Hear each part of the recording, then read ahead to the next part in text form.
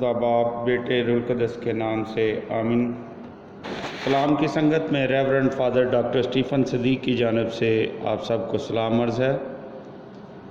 تب خداوند نے الیاس تشبی سے ہم کلام ہو کر کہا، اٹھ اور اسرائیل کے بادشاہ اہیاب کو ملنے کے لیے جو سامرا میں ہے نیچے جا۔ دیکھ وہ نابوت کے پاکستان میں ہے جس کا قبضہ کرنے کے لیے گیا ہے، اور تو اس سے کلام کر کے کہنا، خداوند یوں فرماتا ہے، تو نے قتل کیا اور قبضہ بھی لے لیا۔ پھر اس سے کلام کر کے کہہ، خداوند یوں فرماتا ہے کہ جس جگہ میں کتوں نے نابوت کا خون چاٹا، کتے تیرا خون بھی چاٹیں گے۔ تو اہیاب نے الیاس سے کہا، اے میرے دشمن، کیا تو نے مجھے ڈھونڈ لیا؟ اس نے کہا، میں نے تجھے ڈھونڈ لیا، کیونکہ تو نے اپنی جان کو خداوند کی نگاہ میں بدی کرنے کے لیے بیچا ہے۔ دیکھ میں تجھ پر آفت لاؤں گا اور تیری نسل کو نابود کر دوں گا، اور اہیاب کے ہر ایک کو جو دیوار پر بول کرے، کیا غلام کیا آزاد، اسرائیل میں کاٹ ڈالوں گا، اور تیرے گھر کو یاربام بن نبات کے گھر کی مانند اور بادشاہ بن اہیا کے گھر کی طرح کروں گا، اس لیے کہ تو نے مجھے غصہ دلایا اور اسرائیل سے بدی کروائی۔ اور خداوند نے ایزابل کے بارے میں بھی کلام کر کے فرمایا کہ یزریل کے کھیت میں کتے ایزابل کو کھائیں گے، اور اہیاب کا جو کوئی شہر میں مرے گا اسے کتے کھائیں گے، اور جو کوئی میدان میں مرا اسے آسمان کے پرندے کھائیں گے۔ اور اہیاب کی مانند کوئی نہ ہوا جس نے خداوند کی نگاہ میں بدی کرنے کے لیے اپنی جان کو بیچا، کیونکہ اس کی بیوی ایزابل اسے ورگلاتی تھی، اور وہ بتوں کی پیروی کر کے نہایت قابل نفرت ہوا۔ سب کام اس نے اموریوں کے موافق کیے جنہیں خداوند نے بنی اسرائیل کے سامنے سے دور کیا تھا۔ جب اہیاب نے یہ کلام سنا تو اپنے کپڑے پھاڑے اور اپنے بدن پر ٹاٹ اوڑھا، اور روزہ رکھا اور ٹاٹ میں سویا اور سر نیچے کیے ہوئے چلایا۔ تب خداوند نے الیاس تشبی سے ہم کلام ہو کر کہا، کیا تو نے دیکھا کہ اہیاب میرے آگے کیسا فروتن ہوا؟ تو اس لیے کہ وہ میرے آگے فروتن ہوا، میں اس کے ایام میں یہ آفت نہ لاؤں گا، لیکن اس کے بیٹے کے دنوں میں یہ آفت اس کے گھر پر نازل کروں گا۔ خدا کا کلام پڑھا اور سنا جانا ہم سب کے لیے باعث سے برکت ہو۔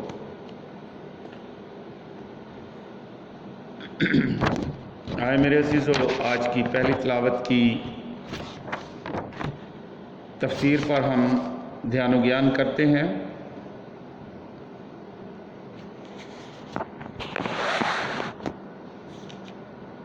الیاس کو اہیاب پر خداوند کے فتویٰ کا اعلان کرنے کے لیے بھیجا گیا ہے۔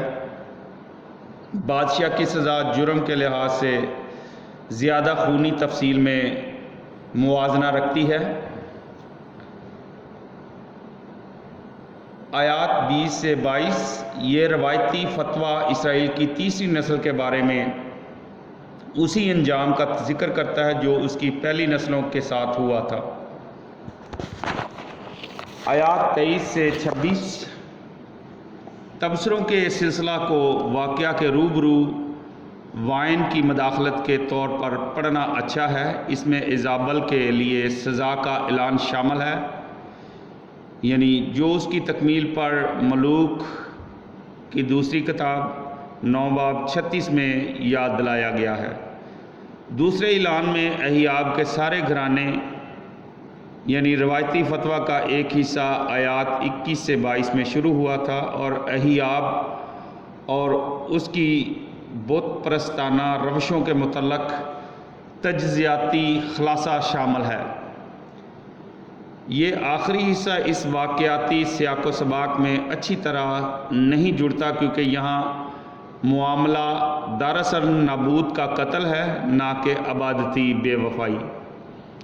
آیات 27 سے 29 تذکرہ اہیاب کی توبہ اور خداوند کے اس فیصلہ کے ساتھ دوبارہ شروع ہوتا ہے جس کے مطابق احیاب کی نسل کے خاتمہ کو اگلی نسل تک ملتوی کر دیا جائے گا، لہذا احیاب کی اولاد شاہی طاقت حاصل کر لیں گے، یعنی اسرائیل میں اس کے بیٹے احزیہ اور یورام، جبکہ یہودا میں اس کی بیٹی عتلیہ تخت نشین ہوگی، لیکن ان کی اولاد ان کی جانشینی حاصل نہیں کر پائے گی۔ آئیں ہم آج کی انجیل مقدس سنتے ہیں۔ خداوند آپ کے ساتھ ہو۔ انجیل مقدس متی کے مطابق، اے خداوند تیری تمجید ہو، اس کا 5 باب اور اس کی 43 آیت سے 48 آیت تک۔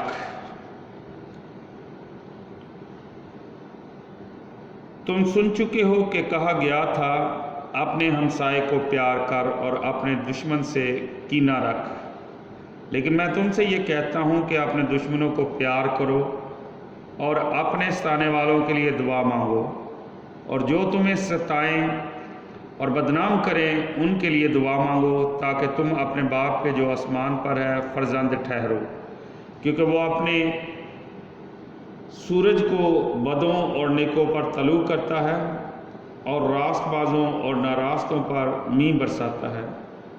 کیونکہ اگر انہی کو پیار کرو جو تمہیں پیار کرتے ہیں، جو تمہارے لیے کیا اجر ہے، تو تمہارے لیے کیا اجر ہے؟ کیا محصول لینے والے بھی ایسا نہیں کرتے؟ اگر تم فقط اپنے بھائیوں ہی کو سلام کرو تو تم کیا فیاضی کرتے ہو؟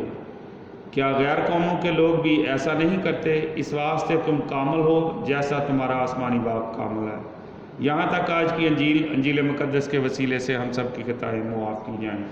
اے مسیح تیری ستائش ہو۔ آئے میرے عزیزو، آج کی انجیل مقدس کی تفسیر پر ہم بیان کرتے ہیں۔ 5ویں باب کی 43 آیت ہمارا خداوند اپنی بادشاہی میں ایک اعلیٰ تر اور عرفہ تر راست بازی کا مطالبہ کرتا ہے، اور اس راست بازی کے آخری نمونے کا تعلق انسان کے دشمنوں سے ہے۔ یہ ایسا موضوع ہے جو گزشتہ پیراگراف سے خود بخود پیدا ہو رہا ہے۔ شریعت نے اسرائیلیوں کو یہ تعلیم دی تھی کہ اپنے ہمسایہ سے اپنی مانند محبت کرنا، اگرچہ ان کو وضاحت کے ساتھ یہ حکم کبھی نہیں دیا گیا تھا کہ اپنے دشمن سے عداوت رکھنا، لیکن ان کے عقائد کی تعلیمات کے پیچھے یہی روح کار فرما تھی۔ یہ رویہ خدا کے لوگوں کو ستانے والوں کے بارے میں پرانے عہد نامے کے نظریے کا خلاصہ پیش کرتا ہے۔ یہ خدا کے دشمنوں سے راست دشمنی کا رویہ تھا۔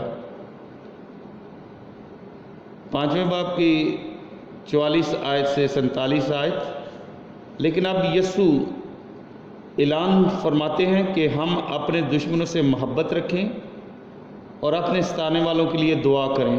یہ حقیقت ہے کہ محبت کرنے کا حکم دیا گیا ہے، ظاہر کرتی ہے کہ اس کا تعلق ارادے سے ہے، جذبات سے نہیں۔ اس سے مراد طبعی لگاؤ یا چاہت بھی نہیں، کیونکہ جو ہم کو نقصان پہنچاتے یا ہم سے نفرت کرتے ہیں ان سے محبت کرنا طبعی یا فطری بات نہیں ہوتی۔ یہ فوق الفطرت فضل کا کام ہے، اور صرف وہی لوگ اس کا مظاہرہ کر سکتے ہیں جن میں الہی زندگی ہوتی ہے۔ عزیز مومنین، اگر ہم صرف اپنے محبت رکھنے والوں ہی سے محبت رکھیں تو اس کا کوئی اجر، کوئی صلہ نہیں۔ یسوع مسیح فرماتے ہیں کہ ایسا تو غیر ایماندار محصول لینے والے بھی کرتے ہیں۔ اس قسم کی محبت کے لیے خدائی طاقت کی ضرورت نہیں ہوتی، اور صرف اپنے بھائیوں ہی کو سلام کرنے میں کوئی خوبی یا نیکی نہیں ہے۔ بھائیوں سے مراد رشتہ دار اور دوست ہے۔ غیر نجات یافتہ لوگ بھی ایسا کر سکتے ہیں۔ اس میں کون سی نمایاں مسیحی بات ہوئی؟